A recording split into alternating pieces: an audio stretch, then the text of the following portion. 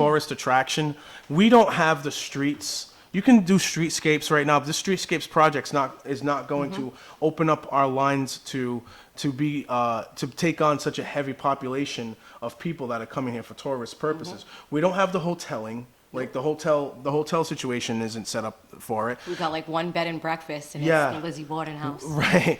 We don't have the hotel set up for it. We don't have the roads for it. We have nothing but one ways. You're gonna have so many people from all over the city or all over the state or over wherever coming in. Let's just hypothetically say they're gonna go. It's gonna be a traffic nightmare. 2 weeks ago, BuzzFeed made a video about the Lizzie Borden house.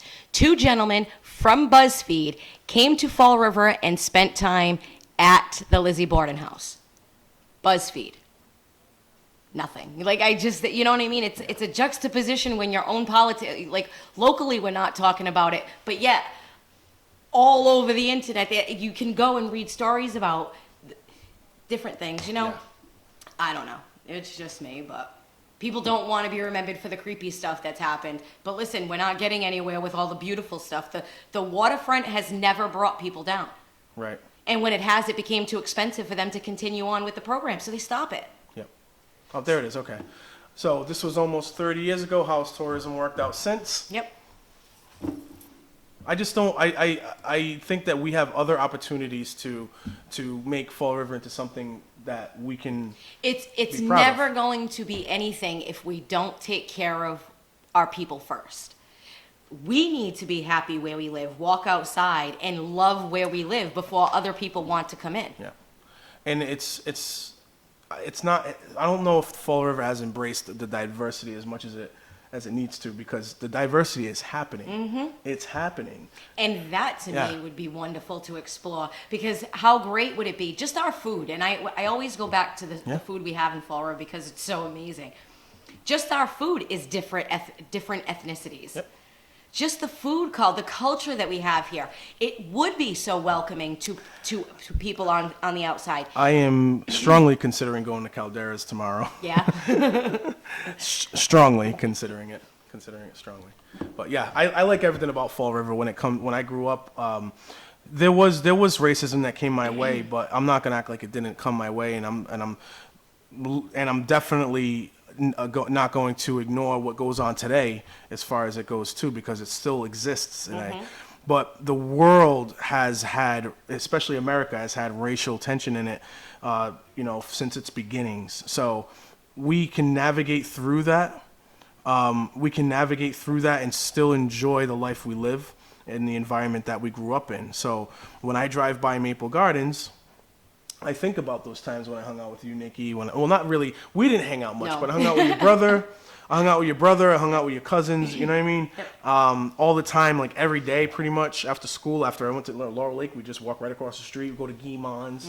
You know what I mean? Do all that crazy stuff. Go to Maplewood Park. The same stuff kids are doing today. Yeah, go to Maplewood Park, the whole 9 yards. Like, that was always fun for me. I had a fun childhood in that respect. I had a lot of other things, but that weren't fun. But that was fun. That was a good time, and that was part of my city. You know what I mean?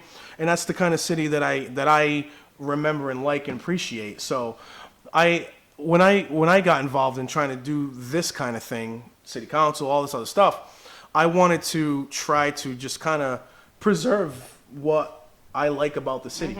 That's it. There's really not much more to it than that. It's simple for me. It's simple, really. I'm already thinking For me, it's not very complicated. People, what are you going to do for this and what are you going to do for that? Well, I'm going to try and do what I can, but I'm not a miracle worker, and I don't walk on water.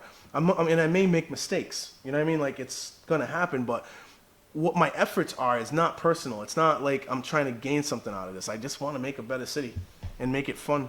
And try to preserve what was good about the city. That's when what I was it is. I want the kids who are coming out of Fall River to be proud of it the way that I am. I still am, as crazy as it is that our politics are what they are. Yeah. And that's why I get bothered when our politicians talk about tourism, and it's like they're trying to make it so much better for people on the outside.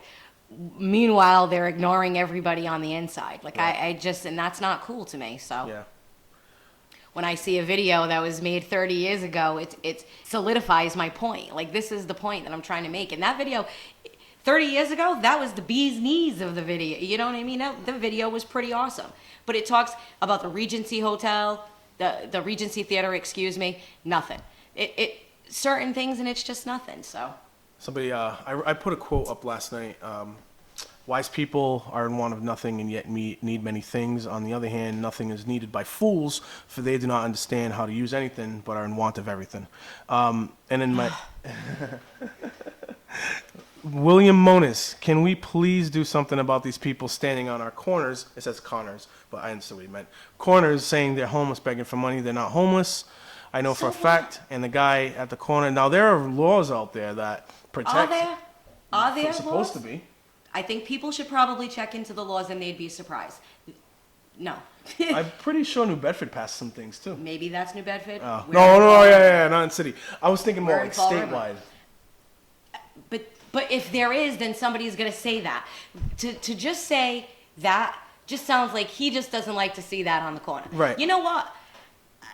You know, you might not like to see it, but guess what? It's not your business. If somebody wants to stand on a corner and beg for money, it's up to you whether you drive past or you stop and give. That's all you need to do.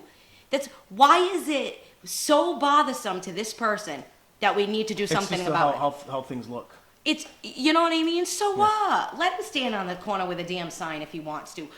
But they said but the part of his thing was they're not homeless. So what? So what if they're not? You want to call, if you know they're not, then call them out on it. You know what I mean? Stand on the side of him and say he's not homeless.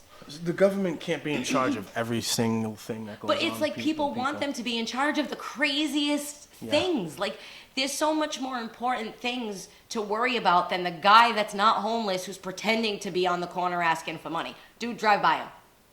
Pretty much. Don't take him home with you. You're more concerned about him on the corner asking for money than he's more concerned standing on the corner asking. Fall River celebrates America. Yeah, well, they're talking about bringing it back, so I think that's why this video is so imperative. People explained to me why it didn't last. Yeah, and they spent too much money. They tried to Yeah. make it bigger than it should have been. And it came at a point where when it was a nice small local thing. And do you remember that? Yeah. Do you remember when I lived it at Hobbit exploded? Terrace, man. It was so much Yeah. fun. We had so much fun, but they wanted tourism. I lived at Hobbit Terrace. We used to go down there. They wanted tourism, and then when they wanted tourism, they started charging. Yeah. And that meant that the kids of Fall River and the poorer people of Fall River couldn't afford $20 And for the fence, band. Yep. Remember the big Yep. fence? It looked like a prison. Yes, and they made it for certain individuals, and Yeah. it wasn't for the people of Fall River. It was for the people outside of Fall River Yeah.